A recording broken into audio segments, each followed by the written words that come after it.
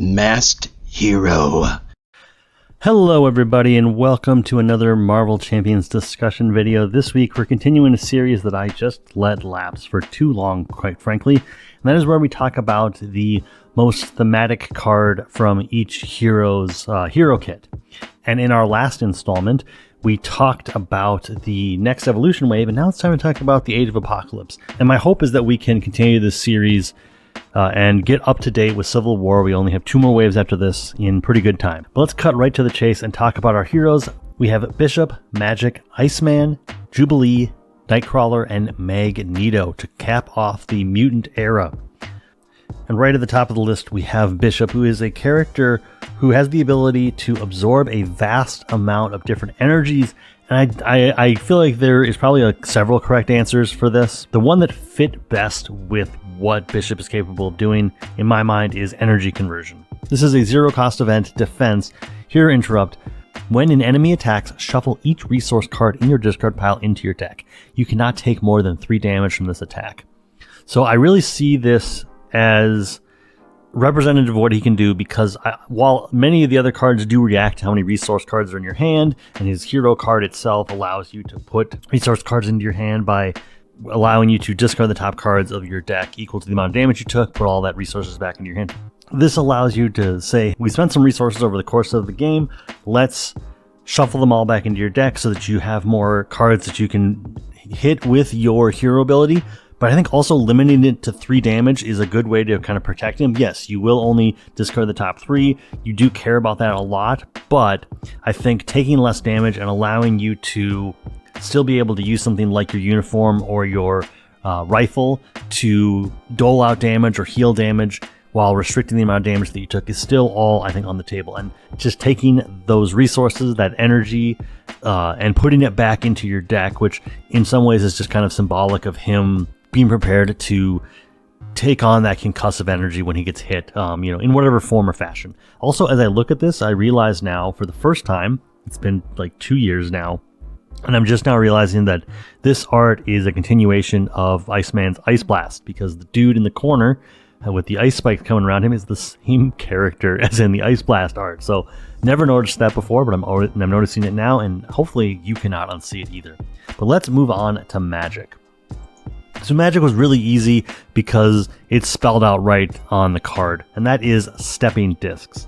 A 1-cost event with superpower trait, hero action, ready your hero, choose a magic card in your discard pile not named Stepping Discs, and put that card on top of your deck. So not only does this just thematically work with Magik, where she can look at the top card of her deck, she can play it off the top at a reduced cost, but also just in general, she is a character whose mutant power, while she has all these powers linked to Limbo, her actual, that's all magic. That's all like magic with a C. Her actual mutant ability is these stepping discs that allow her to teleport. In the comics, it allows her to basically carry herself or more people, brings them to Limbo, and then teleports from basically that being the landing point to wherever she's going. And she is the creme de la creme of teleporting characters. So the stepping discs being iconic are right there, and yeah, overall I just look at this card and I just go like, yeah, that is Magik, and it's hard to really name anything other than this because I feel like it's just so symbolic of what she's capable of. And even in the flavor text, Magik's teleportation disc can take her anywhere by opening up a portal through Limbo. Right there on the card, spelling it out, giving you the context for how this ability works. And I can say as a comic book fan, as a reader, this is what she does. Moving on to Iceman, let's talk about Cryokinetic Perception, which is a 2-cost upgrade with the superpower trait. Hero response: after you resolve your freeze ability, exhaust this card, draw 1 card if that card has the ice trait Ready Iceman. So I like this card a lot. I think I've even undersold it in terms of like just what it does in the game, but I would say overall, when looking at it from a lore perspective, Bobby's ability to kind of be, well, he's an alpha level mutant, which kind of just means that not alpha, he is an omega level mutant, which basically means that he is an example of the peak of what somebody with his powers is capable of. In some ways, I believe Storm is also like an Omega level mutant. Jean Grey is probably one as well. I actually think that in terms of what he's capable of, I don't know if Magneto is. I think he might be an alpha level mutant, which is all just getting super into the weeds. But Bobby himself, when it comes to cryokinetic powers, controlling temperature, freezing everything, you do your freeze ability, you put the frostbite upgrade onto whatever enemy we're talking about, and then this allows you to, first of all, get additional card draw, but it also might mean that you get to ready back up, which is just a fun thing to do.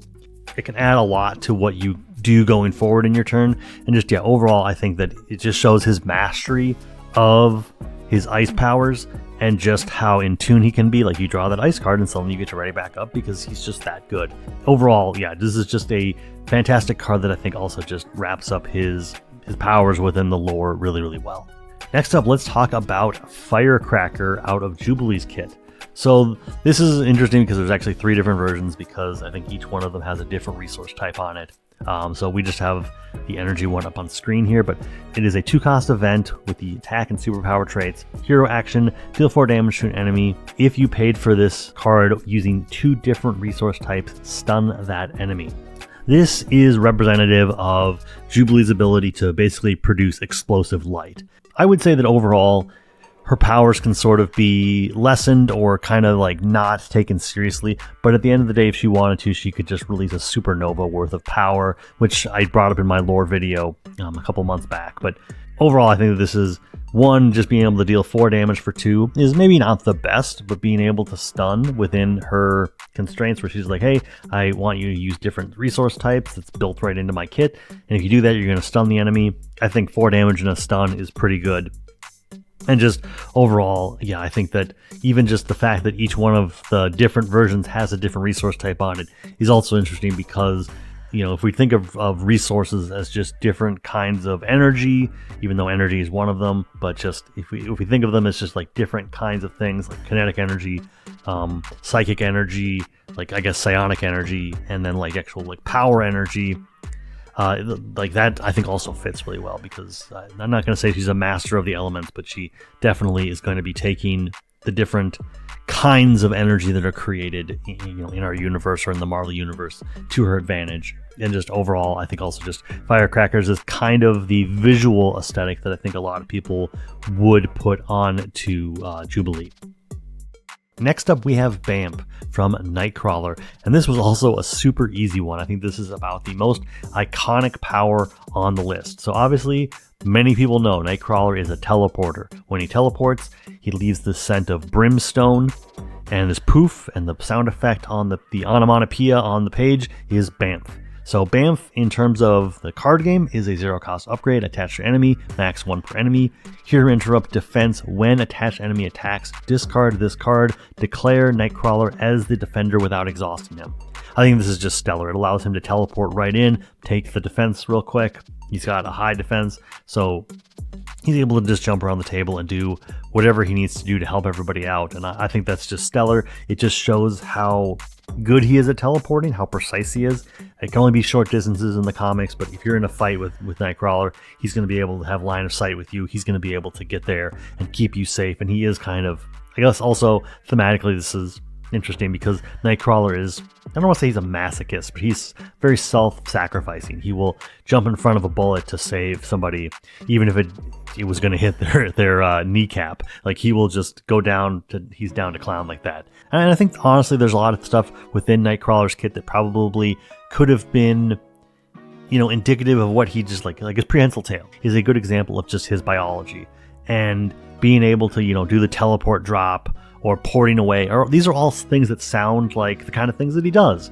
And even like Tally-Ho is very like in flavor of like his sometimes pirate aesthetic, but I think that overall it's pretty easy to say that Bamf is his power. It is his teleporting, and it's very iconic and indicative of that, and that's why it made the list. And wrapping everything up this week, we are going to be talking about Magneto. I think this is probably a character that does not need an introduction. He's the master of magnetism. I would say this one was a little more difficult because I feel like his entire kit does a really good job of kind of having a surface level example of what he's capable of in terms of like the actual like powers. Like obviously his helmet is not his power, but I think Wrapped in Metal is probably the one that makes the most sense to me. It is a 2-cost upgrade, magnetic traded, hero form only, attached to a non-elite minion. Attached minion cannot activate. Treat its printed text box as if it were blank. So in terms of like what it's actually doing within his kit, I would say that this is more of something that is more in name only.